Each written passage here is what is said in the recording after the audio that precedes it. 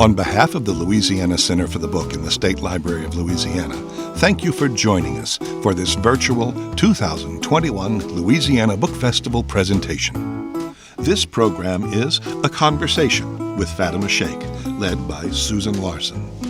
The 2021 Louisiana Writer Award recipient Fatima Shaik has written for the Southern Review, Callaloo, Tribes, The Root, In These Times, the Review of Contemporary Fiction, and the New York Times. Her seventh book is Economy Hall, The Hidden History of a Free Black Brotherhood. Lyrical and mysterious and always captivating, said the New York Times. She is the recipient of grants from the NEH, LEH, and the Kittredge Fund. A member of the Writers' Room in New York City, Shaik is an ex officio trustee of PEN America. Before becoming the host of National Public Radio's The Reading Life, Susan Larson was the book editor for the New Orleans Times-Picayune. She is the founder of the New Orleans chapter of the Women's National Book Association, which presents the annual Diana Pinkley Prizes for Crime Fiction. In 2007, she received the Louisiana Endowment for the Humanities Lifetime Achievement Award for her contributions to the literary community. She is also the author of The Book Lover's Guide to New Orleans. Ladies and gentlemen, Susan Larson and Fatima Shaik. Fatima, it is such a pleasure to be with you today on the occasion of this great award, the Louisiana Writer Award, which is so well deserved. And I'm really grateful for the chance to help readers get to know you even better. So first, let's talk about when you knew you wanted to become a writer. So much of your work is about family and growing up in New Orleans and writing itself. So talk a little bit about those early days and what it was like for you here. Well, I think I wanted to be a writer almost ever since I can remember. I'm sure by the age of 10, because because around that time I started journaling. And I guess like most girls, you're writing your journal and you think about your days. But I had a lot of encouragement from my aunts and my mother, because my aunts and my mother also wrote. So they were playwrights in college, and my mother was a poet. So they were encouraging me, write every day. You should be a writer. What kind of life you could have if you're a writer. So I sort of took myself seriously really early on, at least in my own mind. Well, when you're young, you sort of need somebody to show you what a writer's life is like, to set a model for you. Mm-hmm. Well, it really helped, because my Aunt Noeman, for example, would always bring me her writing books, and she'd read to me from her writing books, technique books. Mm-hmm. And I'd visit her all the time. We'd sit around, we'd talk about writing, we'd talk about what books she had just finished reading, and I'd tell her what I had read. So there was a lot of encouragement in my house. And then you started off really early at the Times-Picayune. Oh, yeah. I found very impressive, Fatima. So talk about that early years, those early years at the paper. You might have found it impressive. I felt like I was a slow learner because I wanted to be a writer. I told my dad I wanted to be a writer in college, because I went to Xavier for my first 2 years. Mm-hmm. And he said, okay, now that's nice, but what are you going to do for a living? So, yeah. So we compromised on journalism. So I went into journalism school at BU. And I say I was a slow learner because I was in the classroom surrounded by people who had been reading the New York Times all of their lives, and the Washington Post, and they had been reading all of these national magazines. So I was pretty shy up there. So when I got to the Times-Picayune, I did not feel like I was ahead of the game. I felt like I was a little behind. But it was journalism used to be the traditional path. Yeah. For moving toward creative work, Yeah.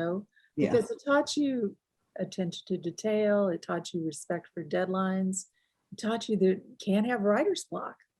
Right, exactly. Well, it did teach me to write fast. Because we had to turn in maybe 3 stories every time class met, and class met 3 times a week. So we had to, and I had a teacher that we were still using typewriters in those days. And I had a teacher who, if you made 4 mistakes, he would throw out the whole paper.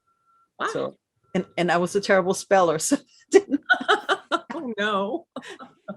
I blame my spelling on hearing sort of the patois, from my childhood and hearing English. So I have terrible trouble with vowels.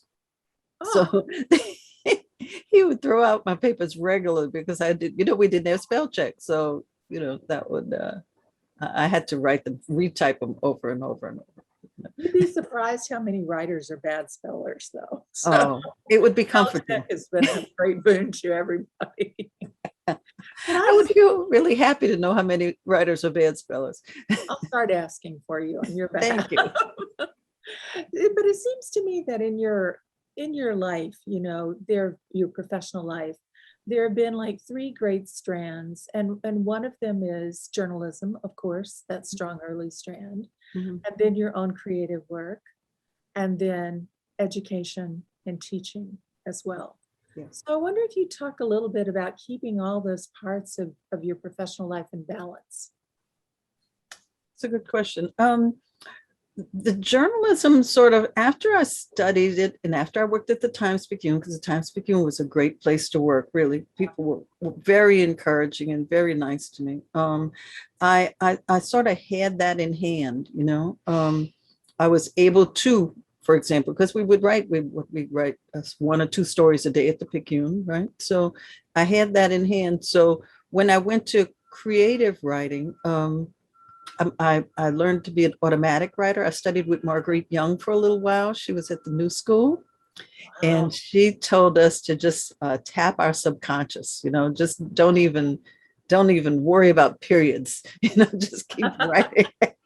Just keep writing. So combining those 2 was really fun. I would just sort of take the idea that came up and follow it, but I'd follow it with the detail and the description that journalism gave me.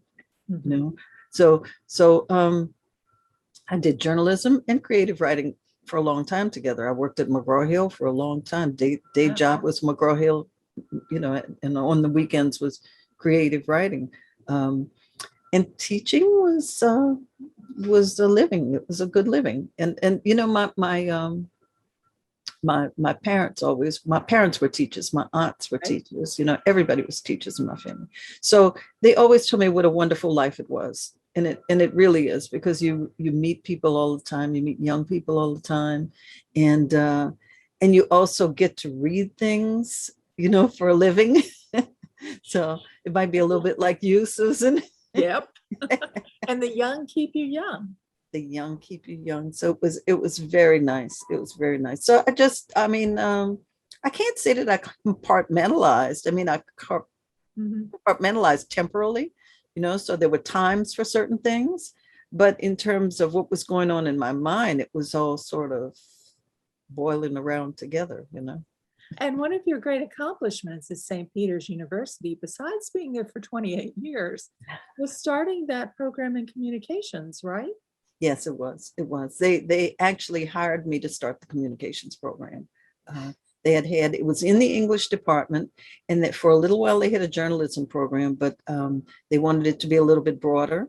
So when I got there, and of course I worked with my colleagues. I can't say you never do anything at a university by yourself, right? I had some wonderful colleagues who really kept me at St. Peter's because they were just so lovely. The people were so smart and so lovely. They worked with me. I created the curriculum for the program, and I created the curriculum by going to all of the different departments that had something to do with communications. And as we know now, media involves everyone, right? Yes. Well, in 1991, we weren't quite sure about that, So I went to the art department, I went to the technology departments, I went to business departments, just to try to get a course from everybody that would attach itself to media. So we had communication management, we had graphic design, which was called graphic design in those days. Yeah. And they all came together to create the communications program, which then turned into a department. which is now a department with a graduate school. So, they're doing well now with the graduate program, I should say. They give an MA and a BA. Well, So- let's talk a little bit about your children's books, which I love so much. I think they are three of the very best Louisiana children's books ever. And two of them are picture books, of course, All on a Mardi Gras Day and The Jazz of Our Street. So what was it like for you? I mean, your husband, James Little, is an artist. Yeah. What was it like for you to work with an artist who's bringing your picture books to life? Well, it was a really good experience, but I can't say that I worked really deeply with the artist because I was writing for Dial Books for Young Readers, which was part of Penguin, or has become part of Penguin.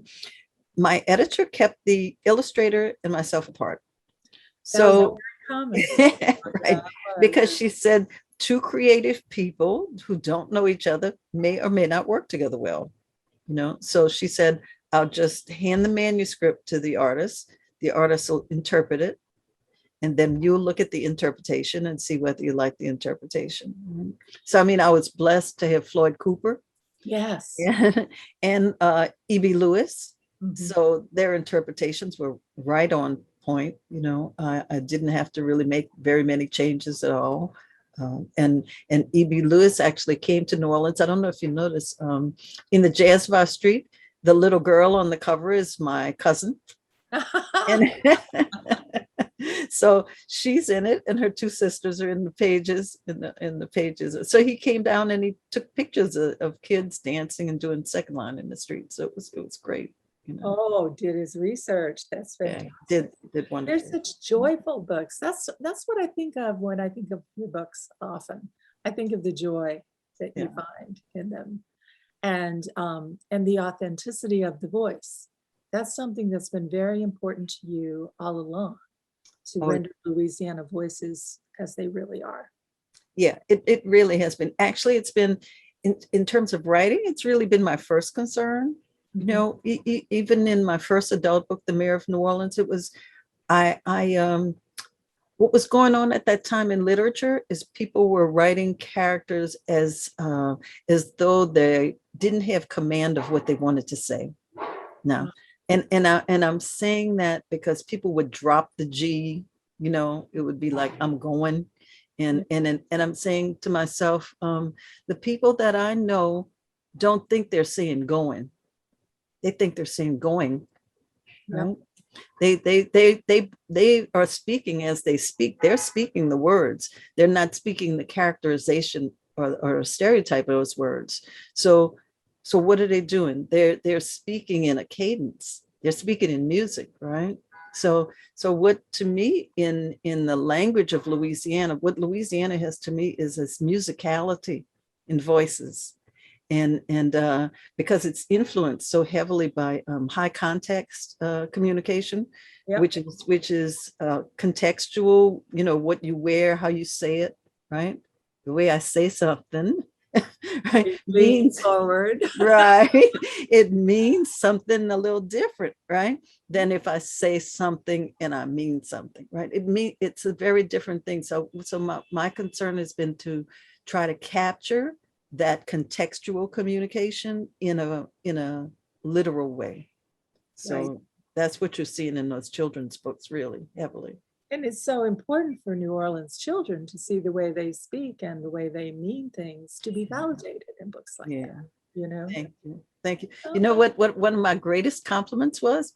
I met one of the ladies that does the second lining. She was in one of the social and pleasure groups. And in the book it says that doing the second line, it feels like rain is coming down, ice water is running down your back, and she said, "Oh, it's just like that." Oh, the truth. Yeah, that was the best. That was the best. I said, okay, right. Yeah. Well, talk a little bit about Melit, which was so well received and was kind of a revolutionary book for its time because it was one of the few books for children told from the viewpoint of slavery. Well, I thought so. I thought it was one of you would know the scope of it, but I know what I hadn't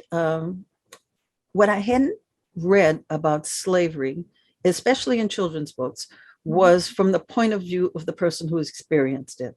Right. You know, what I had read were these sort of great hero books, which were fine, which is great, you know, but people were still being objectified, right? So you're still the object of an experience rather than the actor in the experience. So I wanted to write it with the child as the actor, because children were, if you look at the statistics on a lot of these ships, children were about 1/3 of the people brought over. Yeah. You know, if you look at it, women and children took up less space, right? So they brought a lot of women and children over. Anyway, with that book, I wanted the experience of the child to come through. You know, what would it be like to be a child and to be enslaved? Well, first of all, you wouldn't know what slavery was, right? Mhm. So for the first 3 chapters of Melit, you don't really understand that she's a slave. She doesn't understand because you're seeing it through her eyes. She Yeah. just knows that she's being treated a little bit differently, right? She says, and then when she sees the wider world a little bit more, because children always come from their inner experience to the outer world, right? So when she gets out into the outer world a little bit more, she realizes that her experience is different than other experiences, other people's experiences. So what sort of feedback did you get from young readers about that book? I like the feedback that I got, because I always ask kids, like, okay, when you finish reading the book, what do you want? Because it's a story of 2 sisters, right? Half sisters. One is Melit, who's enslaved, and the other is her half sister, who is a white kid, right? Both her parents are French. Melit's got one French parent and one African parent. What I ask the kids is like, and the girls run away together. They have to part. I ask kids when I talk to them about Melit, I said, well, what do you want to happen? Because they always say, are you going to write a sequel? I said, well, what do you want to happen? They say, we want the girls to be together. That is that. So I don't tell them, I ask them what they want. And what they want is the girls to be together. And I think that if kids can conceive the unfairness that one girl gets treated one way and one girl gets treated another way, and they want the girls to be together, then we've made a step. Absolutely. We've made a step. Well, let's talk a little bit about your collections of short fiction and novellas. I mean, you're a wonderful short story writer. As you know, I love your short stories, especially the last bunch. Oh, But The Mayor of New Orleans, Just Talking Jazz, was your first adult book, right? yeah. So that is such a collection of authentic New Orleans voices again for adults. So talk about your first book and what that felt like, and what you were trying to do. Well, I'm gonna tell you a secret. That book was written so fast. But I was studying with Marguerite at the time, right? And Marguerite was saying, don't think about what you're writing, just write, right? Because that was my problem. That's my problem. My mind always gets in the way of my writing, right? So, so Marguerite said, just write. So I told myself when I sat down to write that book, I was not going to think about what the next sentence was. I was going to write as fast as my fingers could move. And I was just going to, whatever the one sentence ended with, it was going to be the beginning of the next sentence. The thought was going to be the beginning. So I wrote a page every 15 minutes, maybe, with that book. I zoomed through that book, and I did it in 3 days. And because there was also a 3-day writing contest, right? I said, I'm good. I was I think 34, 35 years old. And I said, I'm either going to write a book or I'm not going to write a book. So this had a 3-day deadline. I was used to being a journalist, right? Yep. So I said, okay, I can write a book in 3 days. So I sat down and wrote the bit, but it was what I loved. I loved about it because it made me laugh all the way through. It just the things that were coming through my fingers basically were sort of the jokes and the things I had heard all my life around the kitchen table. Yeah, you never doubt you're hearing the real New Orleans in this book. Yeah. You know? Yeah. But And I then, love my mule, my talking mule, my thinking yeah. mule. But talk about what went missing and what got found, which is a very different Yeah. sort of book. I mean, but still has lots of humor in it. Yeah. Still has great New Orleans voices.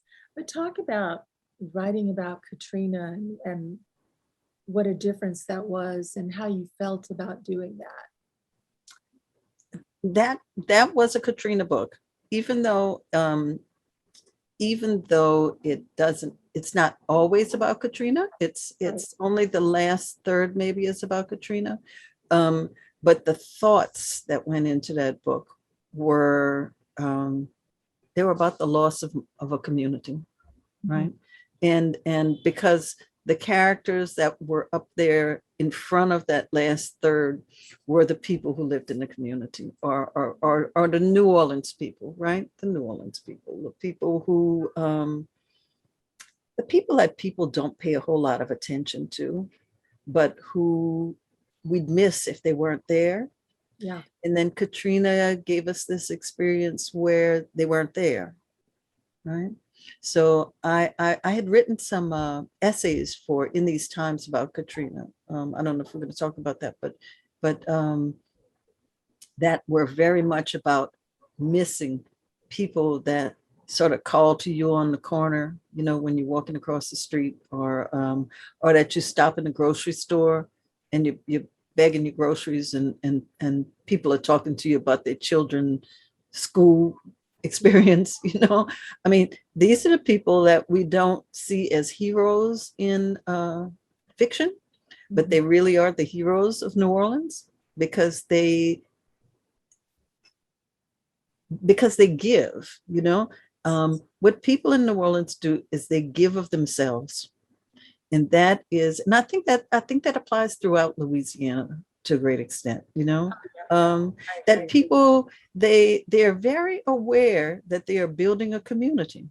I don't think people are as aware in other places, but in New Orleans, they're very aware that I'm going to tell you this story because while we're in the grocery line, because this story is going to make you laugh,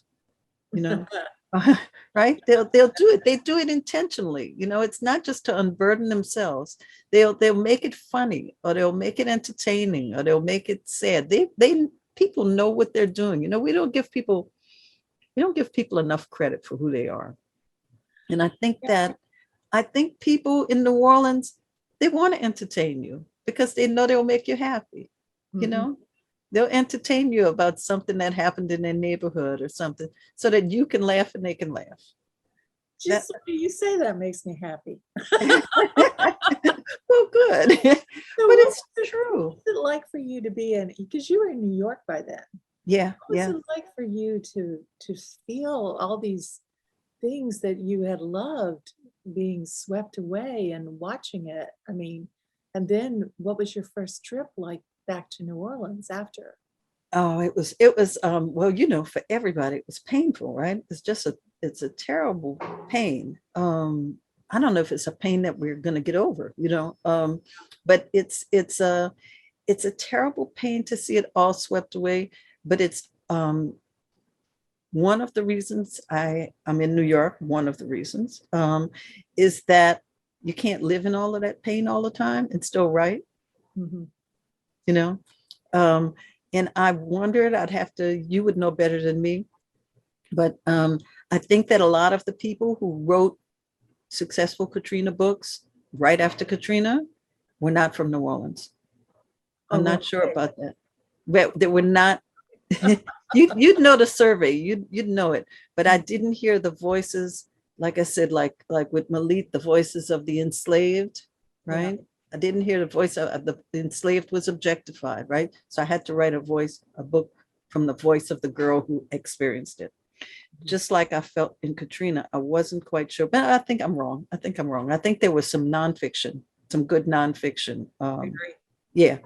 From the voices of the people who were experienced it, from natives. But to me, it would be very hard to write from that experience while you're living that experience. Yeah.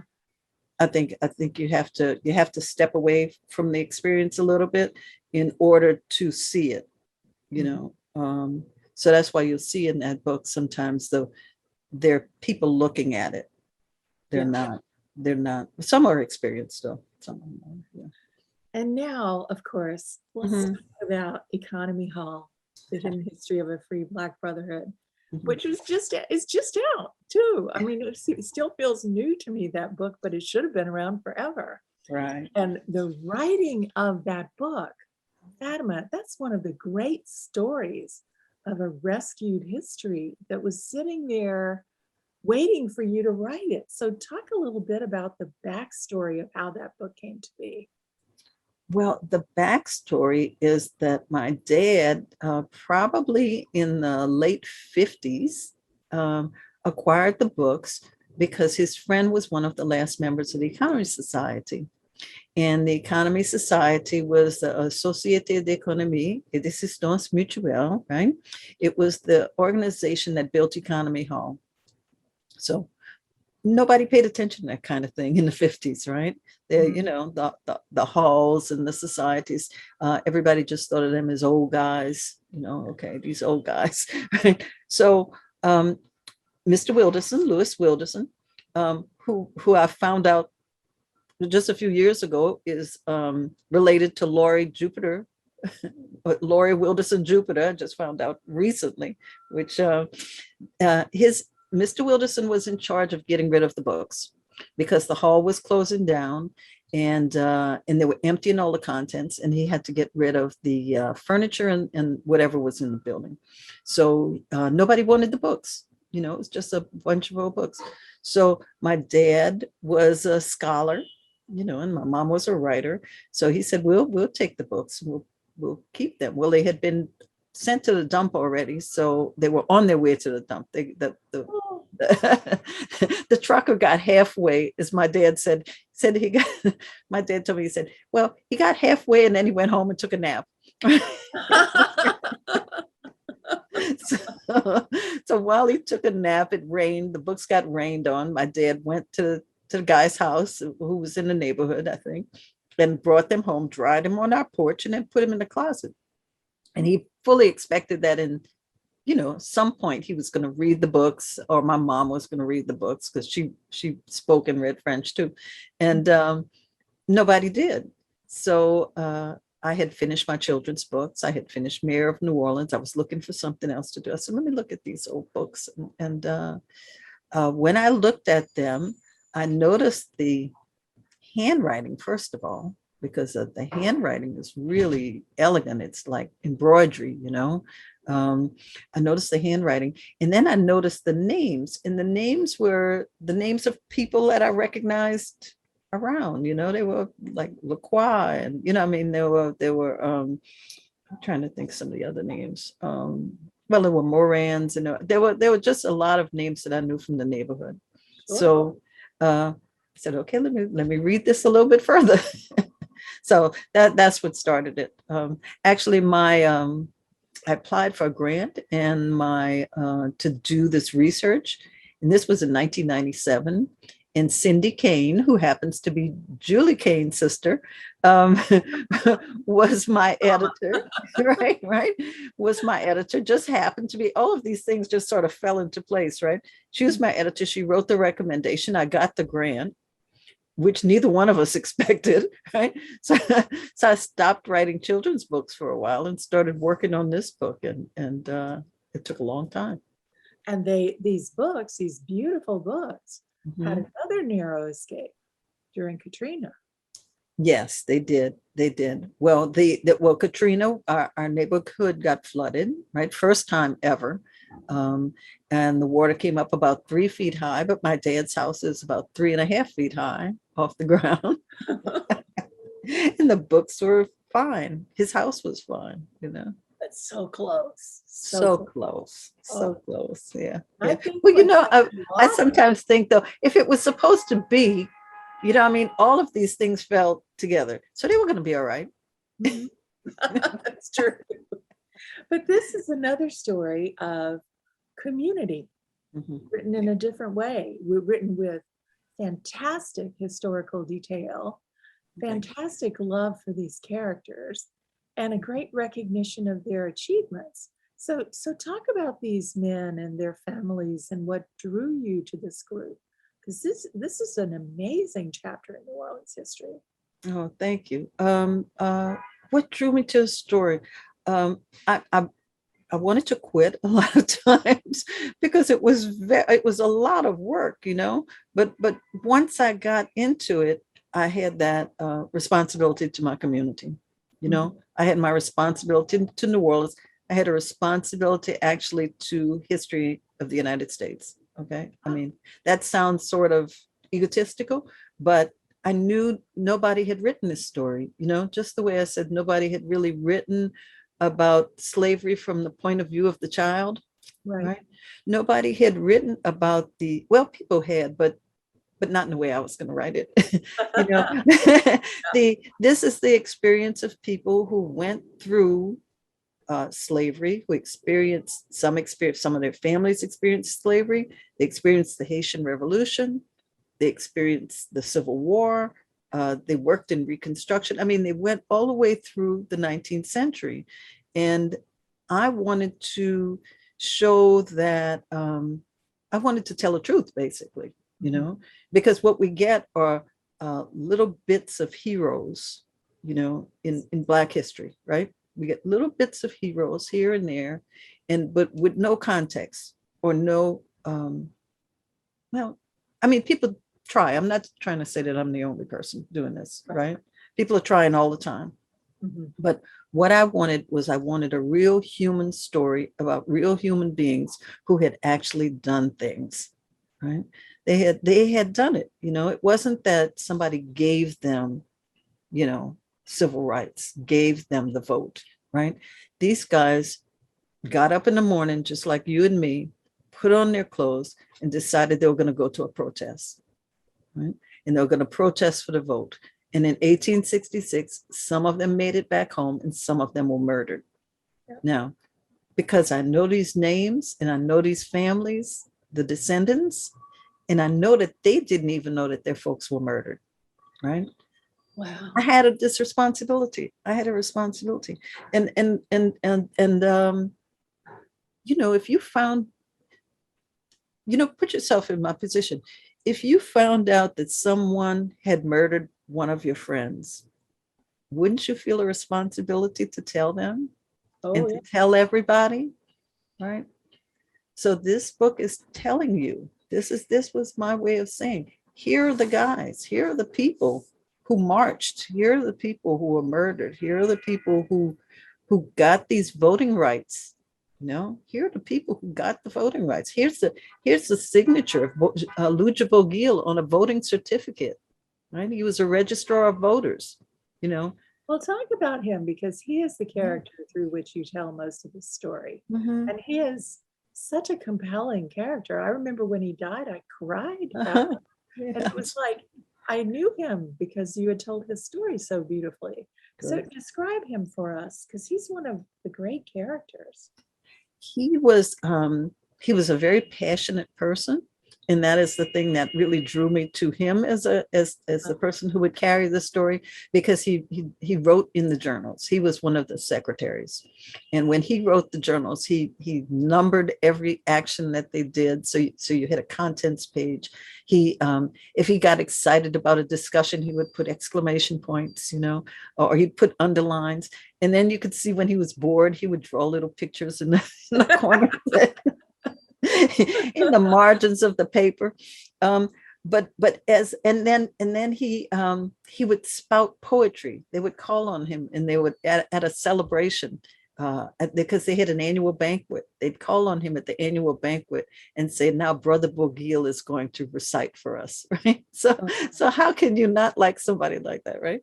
So Brother Bogiel, he was a poet, but he was also a school teacher. So when I started looking into his life, first of all, I found the names of his parents.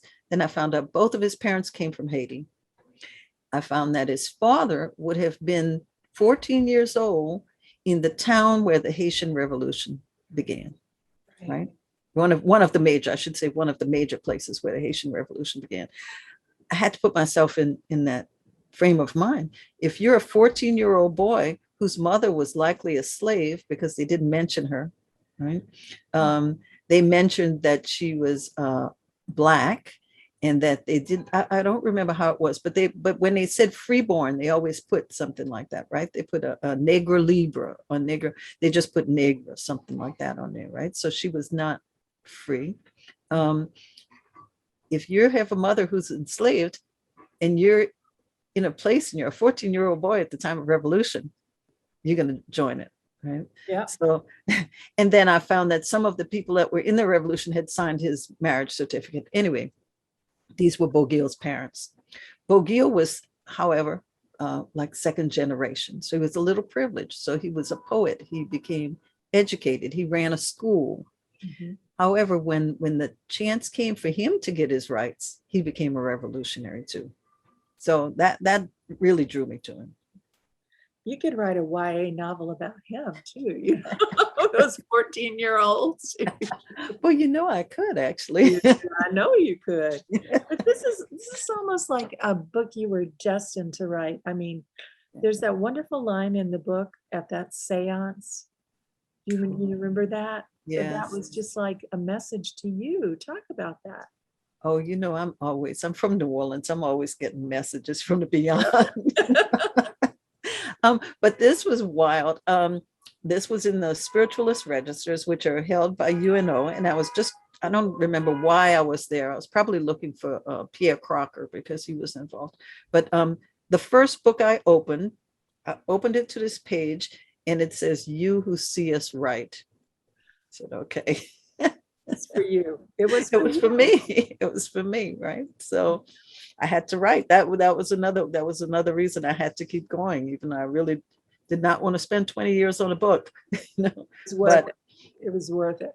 It told me I had to write. They said, "You see us," and I saw them, so you have to write. So what's next? What's your next project? My next project, I have two other projects, of course. The next one, the one I'm working on right now, is about another member of the Economy Society who makes a little cameo in Economy Hall, but he was a very successful man who went to Paris and became a couturier, right? So he was a fashion designer in the 1830s and 40s in Paris. And it was he kept his membership in the Economy Society until the time he died.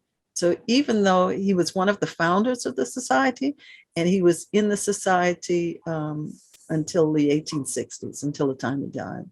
So just that kind of internationalism that I don't think we read about, people of African descent, how they were active. He was an active trader. He was traveling to Mexico. He was traveling to France. He had property in Italy. He was a real traveler, world traveler between the 1830s and the 1860s. So, I have to write about him. The costume parties we're going to have for that book. Oh, man. And the trips to Italy so we can eat. Nice. So what's the other project? The other project, is about a movie that's going to be in the New Orleans Film Festival, actually, called The Bengali. And that is coming up. I've wanted to write the book to accompany the movie, but more the book about my grandfather and about my father. So I'm trying to write about that. My grandfather, as you may know, is from India. Yes. And he married a woman of African descent and a granddaughter of slaves in the 7th Ward, right? Got married in the 7th Ward, lived in the 7th Ward, had all plans to go back to India, but died in the 7th Ward. So the story of his life and my father's life growing up, I'd like to write that book. Your own family. That's always best sometimes, the great story. Yeah. Now, one of the things you've done, even though you live in New York, in many ways, New Orleans is home to you still deeply, and you maintain your ties to Louisiana. Talk about how you do that, how much time you spend here working and writing, and what is it about being here that's important to you when you're working? Well, first question, how do I maintain my ties? I keep my family home. Yep. My dad kept our house, the family home, throughout all of the tough times in our neighborhood, right? He always, the grass was always cut, the lawn was perfect, edged, showed me how to edge. I was cutting grass when I was, 10 or 11 years old. Perfectly edged, lights on. I mean, so, and I think that helped everybody, it helped everybody because that his house was, even though we had like drugs running through there and we had all of that trouble that came from the Claiborne overpass, and but his house was going to be nice. And they were, even my stepmom even took and gave flowers from our garden. She would give plants to everybody in the neighborhood, so that was it. So it's important for me too now to keep the house nice, and to let everybody know, we're there. We're going to be there. That's where. So I pay taxes. Okay.